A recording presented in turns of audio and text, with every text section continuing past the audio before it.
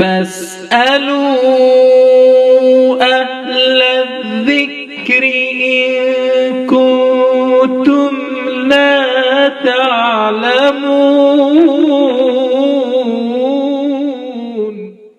مفتیان دارالافتاء والقضاء ضلع بارہ-بنکی، السلام علیکم ورحمۃ اللہ وبرکاتہ۔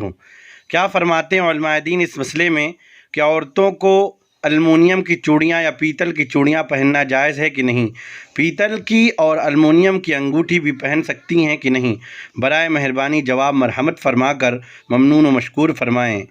مستفتی ہیں محمد بلال حلیمی ابن مولانا قاری عبدالستار بلالی حلیمی فتح پوری۔ وعلیکم السلام ورحمۃ اللہ وبرکاتہ۔ بسم اللہ الرحمن الرحیم۔ الجواب وباللہ التوفیق۔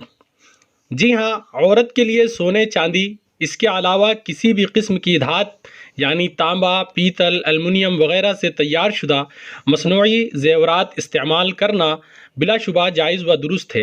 نیز عورت کے لیے سونے چاندی کے علاوہ کسی دوسری دھات کی انگوٹھی پہننا جائز نہیں ہے، لہذا عورت مصنوعی انگوٹھی کے علاوہ دیگر آرٹیفیشل زیورات استعمال کر سکتی ہے، فقط واللہ تعالی اعلم بالصواب۔ فمن زحزح عن